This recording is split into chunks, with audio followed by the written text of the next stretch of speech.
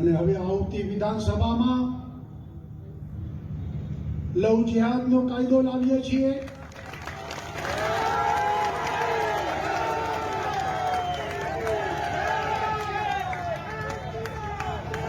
કાયદા બનાવીએ છીએ અને સાથે સાથે કાયદો વ્યવસ્થા એની ચિંતા પણ કરીએ છીએ. ભાઈઓ બહેનો, વિકાસની પ્રાથમિક શરત એ નવી કોલાણ લગા ભાઈ.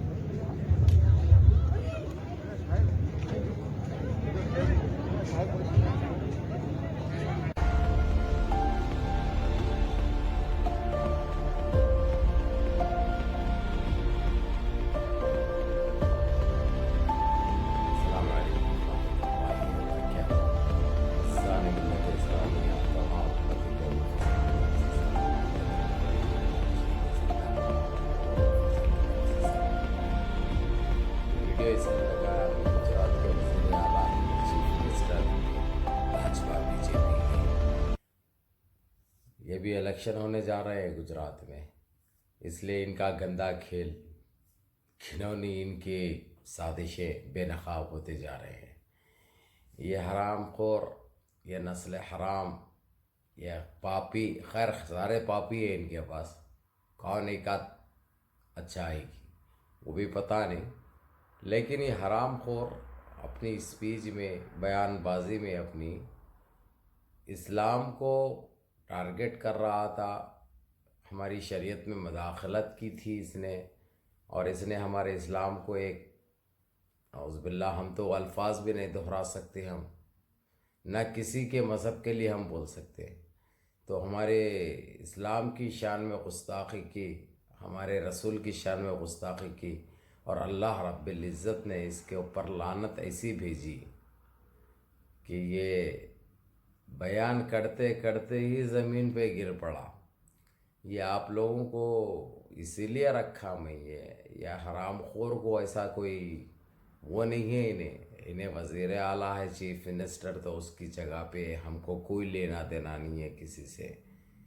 लेकिन जब जब हमारे इस्लाम को टारगेट करेंगे, हम भी बोलेंगे इनको, हम भी थूकेंगे, और अल्लाह की तरफ से इनको भी ये सज़ाएँ मिलेंगे.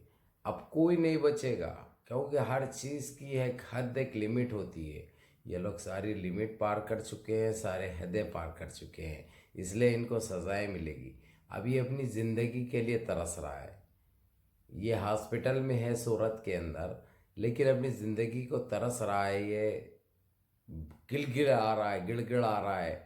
डॉक्टरों की बड़ी कोशिश चल रही है किसी तरीक़े से इसको बचाया जाए, लेकिन ये बचेगा नहीं.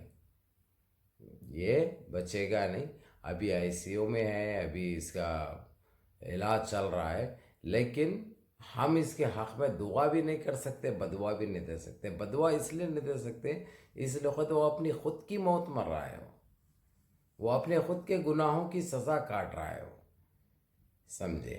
तो इसीलिए ना हम इसको दुआ देंगे कि अच्छा हो जाए बोल के, क्योंकि अगर से ये हमको कुछ बोलता, देशवासियों को कुछ बोलता, तो कोई बात नहीं थी.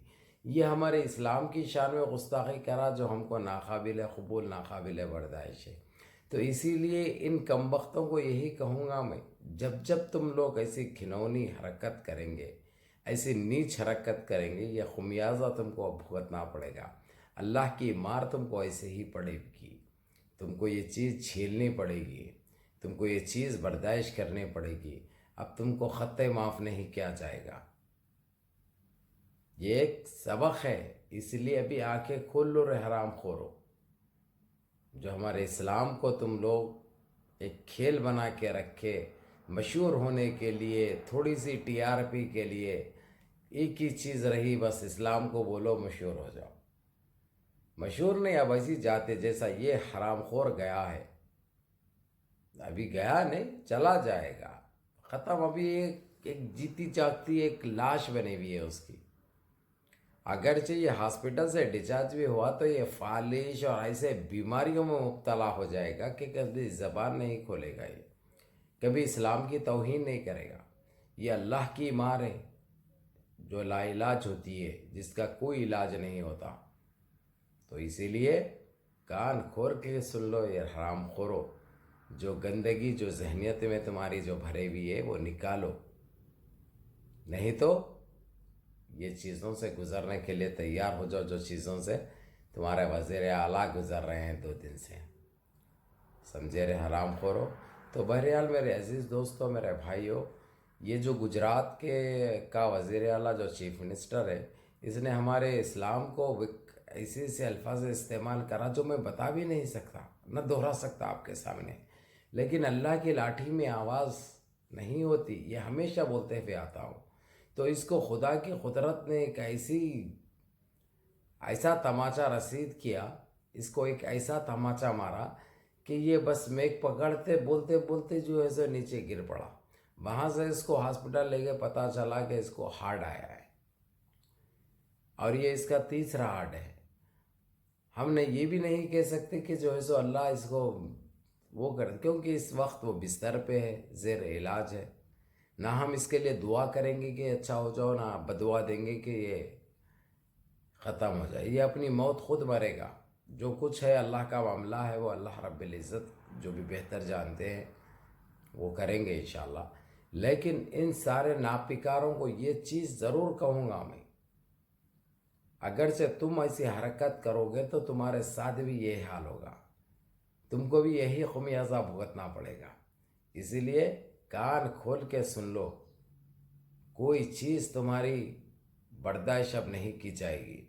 ہر چیز کا تم کو معقول جواب ملے گا، ہر چیز کا معقول جواب ملے گا۔ اس لیے لے کم بخت ہو اور کم ظرف ہو، جاگ جاؤ، ہوشیار ہو جاؤ۔ دیکھو ہمارے اللہ کی لاٹھی میں آواز نہیں ہوتی۔ آج زندگی کے لیے ترس رہا ہے لیکن اس کو زندگی نہیں ملے گی۔ زندگی ملی بھی اگرچہ تو وہ زندگی سے وہ خوش نہیں ہوگا، وہ کدھر کا بھی نہیں رہے گا، کدھر کا بھی نہیں رہے گا۔ تو میرے عزیز دوستوں، میرے بھائیوں، جو ہمارے اسلام کو اور ہمارے اللہ پاک کو نعوذ باللہ یہ حرام خور سالے اللہ کے حبیب اور ہمارے حبیب ساری امت کی ماں کی شان میں جب گستاخی ہوگی، جب گستاخی کریں گے، ان کو کفر کردار تک ابھی ہم کو کچھ کرنے کی ضرورت نہیں۔ اللہ رب العزت خود ان کو ایسے تماشے رسید کریں گے جو یہ لوگ برداشت نہیں کریں گے، جس کا کوئی علاج نہیں ہوگا، جس کا کوئی علاج نہیں ہوگا۔